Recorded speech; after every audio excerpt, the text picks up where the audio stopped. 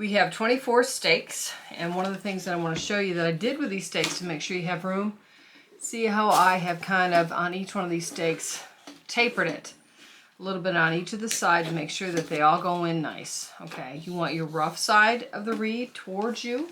Once you get them all in, we're going to spray on them so that they start to expand a little bit and they won't pull out as easy until we get them twined in. Okay, so we got 24, which means 6 in each quarter. And then I'm going to use my number 2 that I have taken a long piece of. And it doesn't matter which guy that you start around.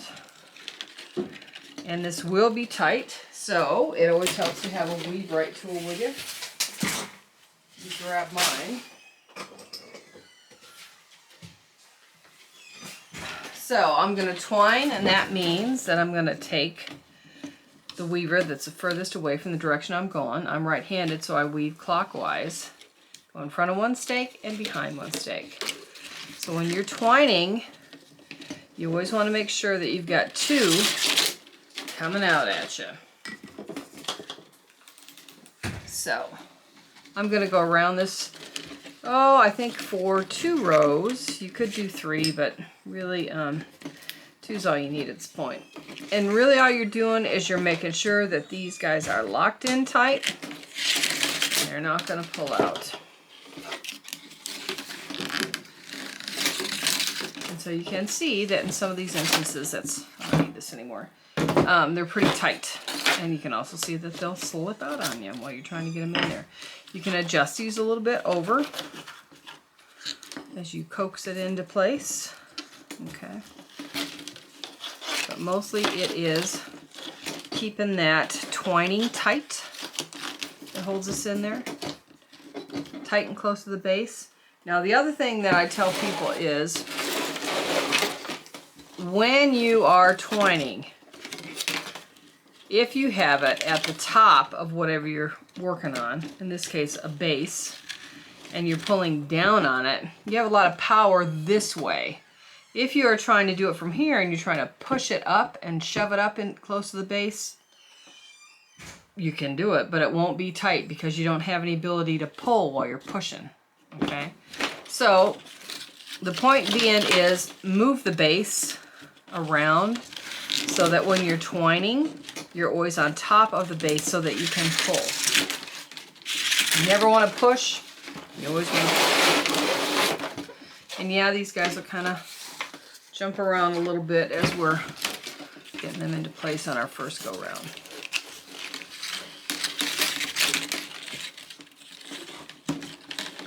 So I am going to go ahead and twine this up, and then what I'll do is I'll lock it in. And when I get to the point when I've gone around twice and I am ready to lock it in, then I'll come back and show you. So don't be afraid to move these over a little bit. Don't be afraid to use your weave right tool to get them down nice and tight. Okay, it's okay to pull at this point to tighten it up. It's not always a good thing to pull, but at this particular juncture, it'll work. So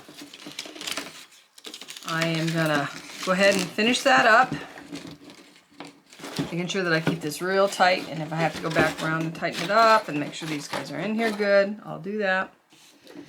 On that second row, it'll really tighten it up. Now, one thing I will say, I am not a big proponent of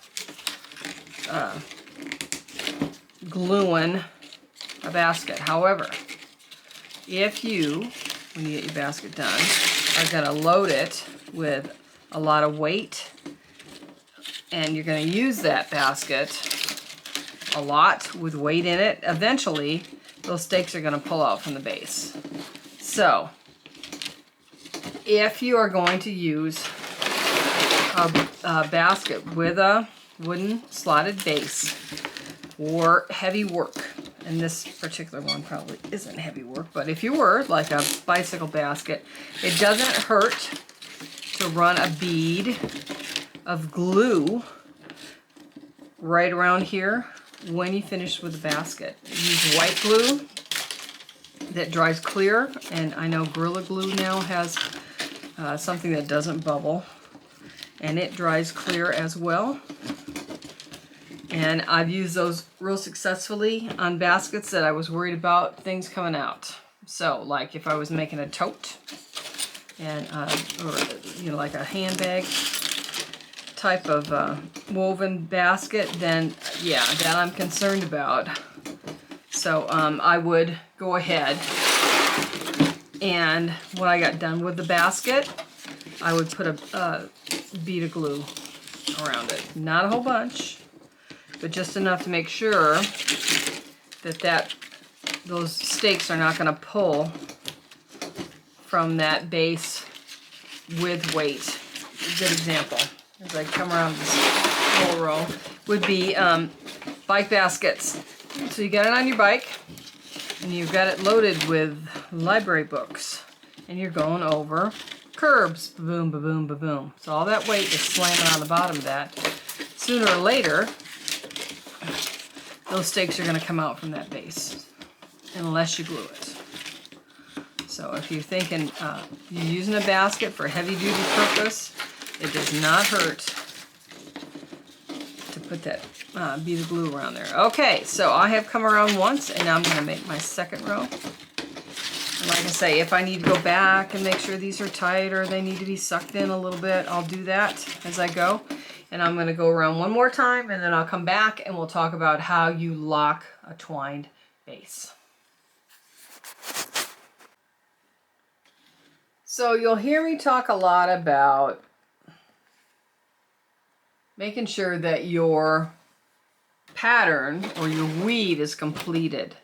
So we're back around here, and I've done my second row, and I'm looking here and I think, okay, I want to lock these in, but have I finished with 2 strokes on each stake? No, I have not. This one needs 1 more. And that's what I talk about when you are finishing off a pattern. Have you finished the pattern, whatever it may be? So always look to say, okay, well, now there's 2 on each one of these, and there's 2 on this. If I do 1 more stroke, I'd have 3 on this. So now I know it's time to end. So I'm going to trim these up a little bit.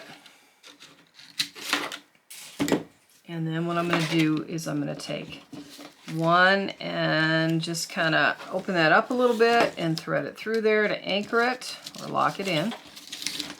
And I'm going to do the same thing on the next stake with the other weaver. So I'm going to open that up a little bit with a weave right tool or whatever works for you. Thread it through there. Now these are kind of wet, so they'll bend. You don't want them to bust. And then I just leave those there for right now. We'll trim them up later, but right now it's not a big deal. Okay, so what I'm going to do is I'm going to use the table to help me get these guys going up. So what I do is I start on the outside of a stake. This is where some clips are going to help you starting out. Okay. So still over and under. I want the smooth side facing me and the rough side headed towards the inside of the basket.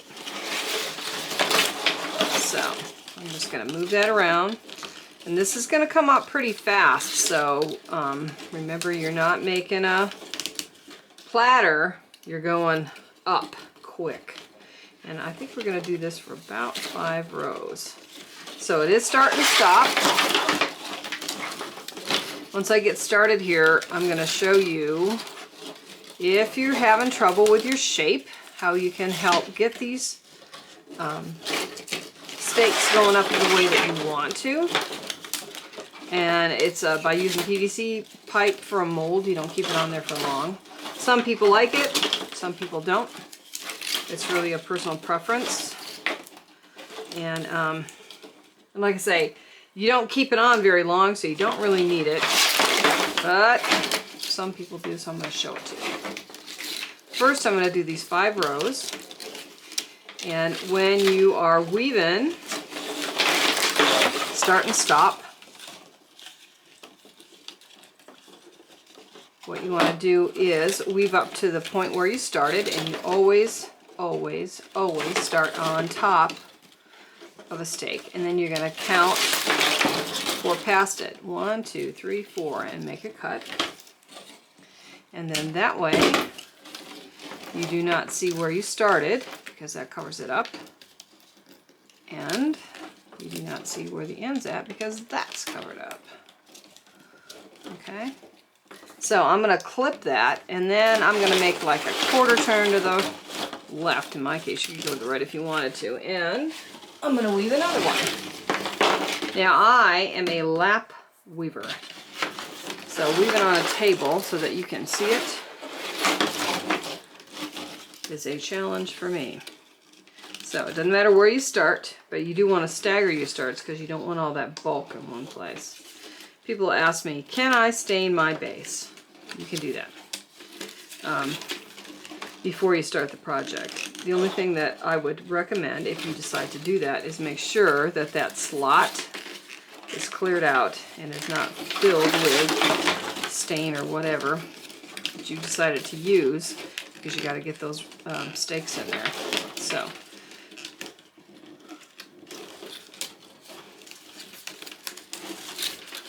And usually it takes about, you know, like 3 rows before this starts behaving a little better. The first 2 rows are cumbersome. You can always pull to flatten them out. You don't want what I call piano keying. So if I had this on my lap, it would be a little bit easier, but that's the way it goes. So I'm going to move those clips out of my way as I weave. Okay. Alright, so I'm going to go around this about 5 times, and then I will meet back up with you. Alright, so you can see I have my 5 rows of 7mm done. Okay. Oops, maybe you can't. Alright. So, and I don't want this to flare out the way that it's flaring. See how it's kind of flaring out? Well, it's telling you which way it's going to go. I'm going out. Well, I don't want it to go out. So, I want it to go up. What I'm going to do, and like I say, you don't have to do this, but it helps. And it's only on there for a while. I'm going to take a whole bunch of rubber bands, extendo rubber bands, and what I do is I take, this is just piece number 8, you could use whatever, and you put a lark's head on it. So I'm going to show you. And then what I did, because one isn't long enough, I did a whole bunch. So making a lark's head, you pull it through itself, is all you do. So that's probably a little bit too long, so I'm going to take this one off. So what I'm going to do is I'm just going to basically put that around it. And then I'm going to spray those stakes, or I could have sprayed them before I did this, but I didn't, so that's fine.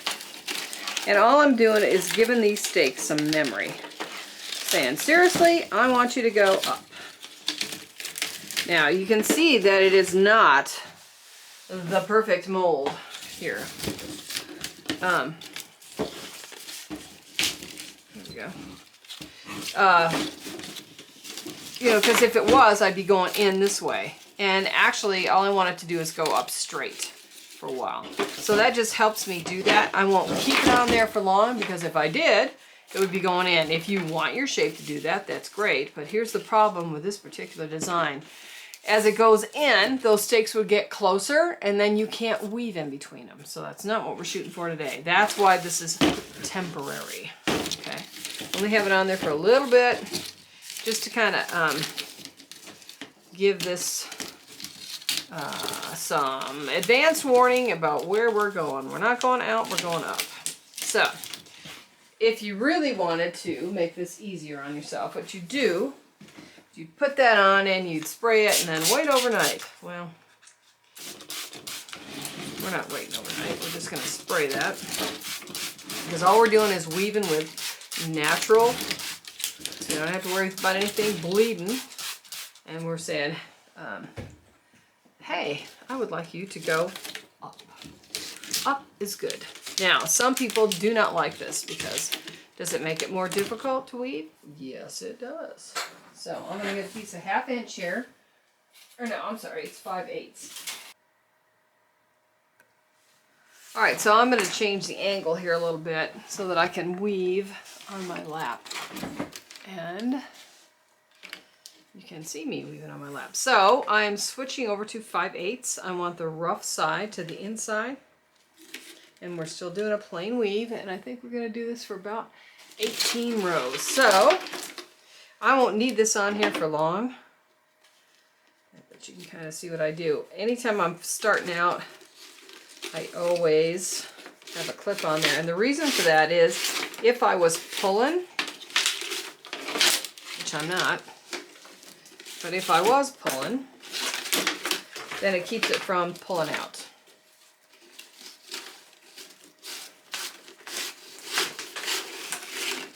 Okay, so, and you can also tell that with this on, it makes it a little more cumbersome. And probably I'm only going to do like 3 rows with this on there before I take it off. And I don't want that long piece, so I'm going to take that off too. Oops, wrong way. So just over and under. I'm always watching my shape, and that's the other thing that this helps you do is because it's centered, especially if I was weaving it on the table, which I'm not. But you can see where your shape's going. So, I mean, you could sit here and weave it on the table if you wanted. But like I said, I don't know with me if it's just having the added bracing of having a basket in between my legs and my knees holding it. But for whatever reason, I am a lap weaver. Maybe it's just all those years of practice. So this is going to be, when we get these 18 rows done on this, this will be the end of the inner wall. For a while anyways, until we can combine the two together. And then we'll work on staking up the outside wall. And it's the same thing. You always start on the outside. 1, 2, 3, 4. And I'm going to cut that. So that way you can't see where I started or where I ended. And then I'm going to make a turn and start again. Like I say, I probably will only do this for about 3 rows because it is pulling it in and I don't want it to do that. I don't want it to go out and I don't want it to come in. I just want it to go up. Okay. So like I say, you probably really don't need this, but I wanted to show it to you anyways, just in case you want to experiment. And one thing I will say is stakes tend to shift around. It's your job to straighten them out, okay? If you don't, what'll happen is they'll start getting too close to each other on one side or the other, okay? And when that happens, you can't get a weaver in between them. So, if they are getting too close or they're shifting over, and they always do, pull them over, okay? It's real easy to pull it over now and make your stroke. But if you keep weaving them where they're at without moving them over, you can't get them to move over. So take the time when you're making your stroke early on in the basket to make sure that your stakes are straight up and down. Okay, like that one's too close. And if I'm, right now I could pull that, but that is going to make that go in more, so I don't want to do that. If anything, I want it to float out a little bit. I don't want it to go in. 1, 2, 3, 4. Okay, so I'm going to go ahead and I'm going to weave up my 18 rows. And then we're going to talk about how to stake up the outer, stakes on the outer wall of the basket.